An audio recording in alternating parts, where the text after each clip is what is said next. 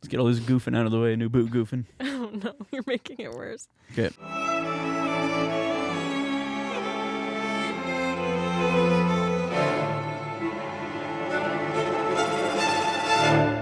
Let's talk about something very special, something that when I was writing originally the first album, I did not have in mind because I did not know that this was something that was possible or accessible to me, was the inclusion of strings on both albums in very choice locations. We knew we couldn't use it everywhere, so we had to be very, very selective about where the strings were going to go. But I think once you brought up the idea, I fully ran with it, and I knew sort of exactly where they would belong, and that this actually was going to be a pretty key element to the storytelling as well. Absolutely. And I mean, there was a couple tunes where we could tell that from the demos that we were going for this kind of almost croony kind of singing throwback to this kind of older style. Yeah, almost like a 60s kind of vibe. Kind of almost like Nancy Sinatra was thrown around quite a bit. Yeah, alluding to this vintage kind of quality where like big band and strings were used very judiciously, almost like a Quincy Jones kind of style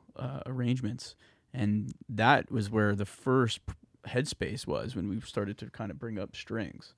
And I believe like the idea of kind of trying to get Girl Genius into this kind of realm and then kind of make it feel like it's modern and it's still kind of like a rock-ish song, but there's this vintage quality to it, and that's kind of where the idea, I think, of strings was born on the first record, at least. Definitely. I think we were specifically looking at Girl Genius and saying to each other, okay, it can kind of go one of two ways, where it can come off almost like too melodramatic, a little cheesy. And so how do we address that? How do we tap into the sincerity of the song? Because it is, coming from a very real place. But I think so often just like small decisions can really push it over the edge to, not necessarily ringing true or sincere. And when the idea of strings came up, it was really about leaning into the melodrama to tell that story. It was very fun to then have this really sort of ornate arrangement and, like you said, tap into those ways of communicating in these other forms of music, like in this sort of 60s style large, sprawling string arrangements, to tell this particular story, because I think without it rings a little bit hollow. Even though lyrically there's something really sincere there, I think sonically this kind of choice really sort of sends it over the edge in terms of what we're trying to tap into on the level of just emotion. Yeah. And FP did a fantastic job doing arrangements on the first and really like taking our references and ideas and trying to create them in a way that blends with the songs as they existed before too, which also it sounds fantastic, and all the over the top dramatic nature of it when it goes high and it stays high and the runs and everything. It's extremely well done. And Zou Zou and Eve also did a fantastic job performing. Fantastic performances.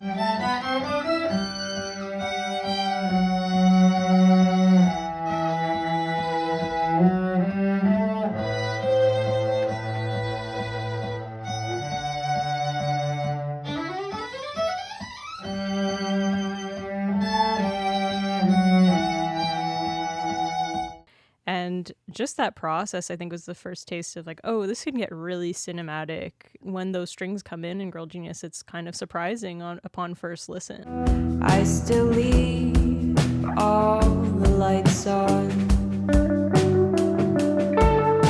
in case you're coming home.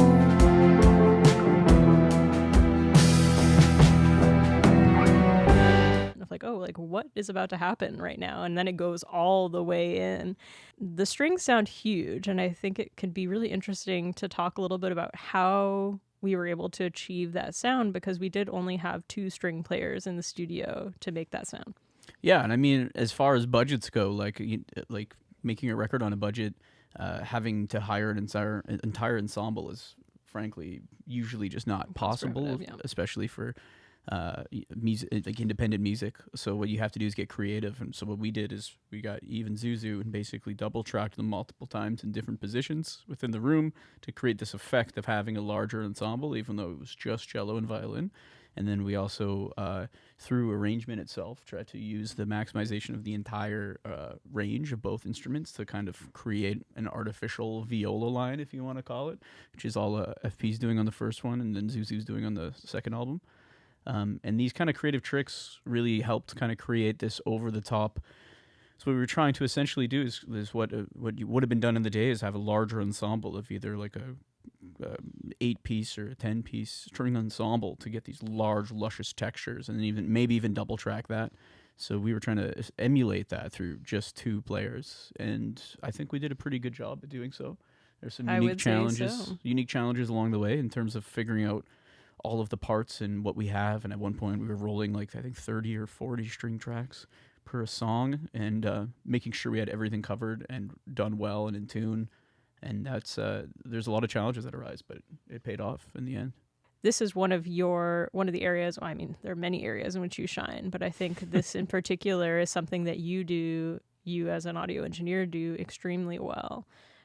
Is to be able to capture that kind of sound. You really know you have the technical prowess and the sort of vision to make that happen. And that was really exciting for me to be able to utilize that in these songs.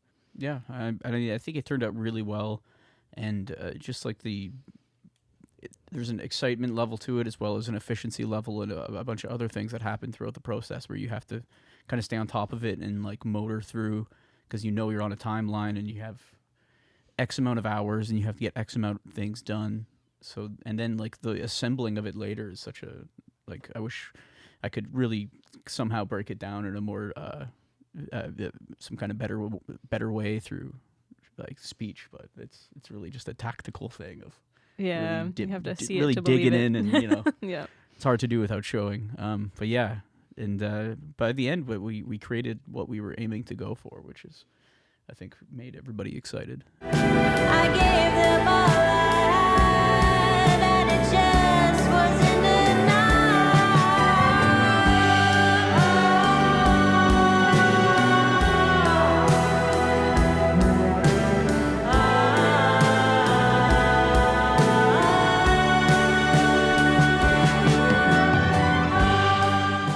yeah. I think it's one of the more ambitious ideas that we had on the first album.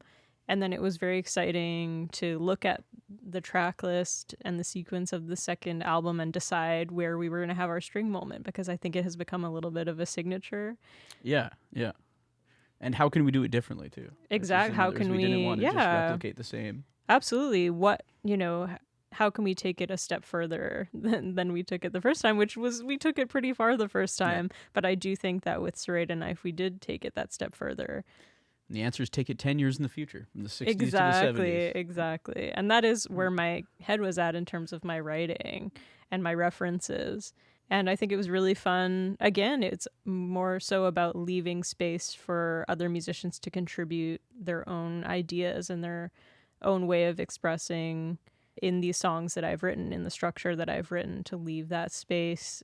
It's a huge payoff, because in this case, Zou Zou wrote an amazing arrangement.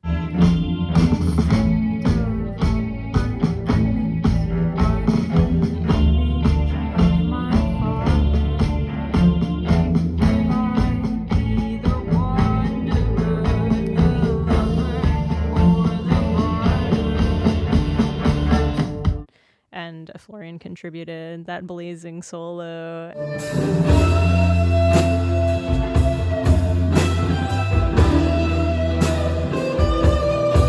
I think we got something really special by leaving that space for others to express.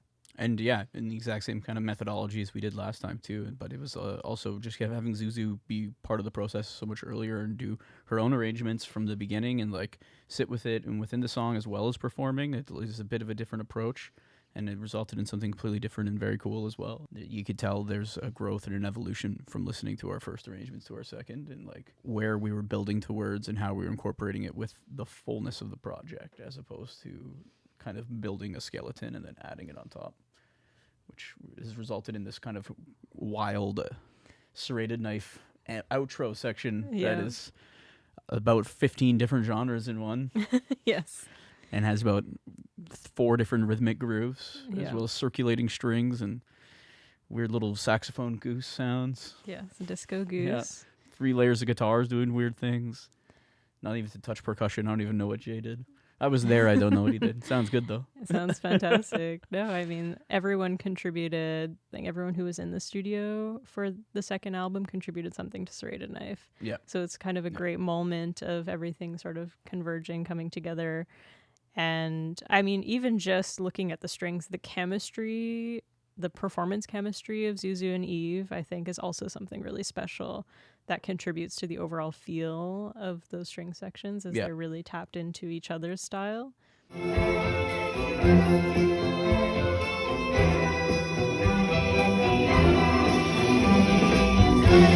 And complementarily playing and also, building together. Yeah. Like they are an ensemble, even though it's just the 2 of them. Yeah. I love that. I love that we get to experience that in the studio and that you can hear it on the record as well. Yeah. We managed to capture that magic, which is lovely.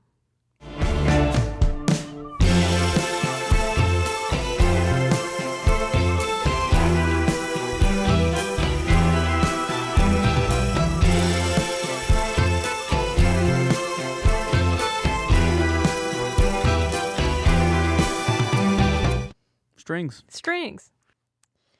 So I You know, it's not a joke. Strings.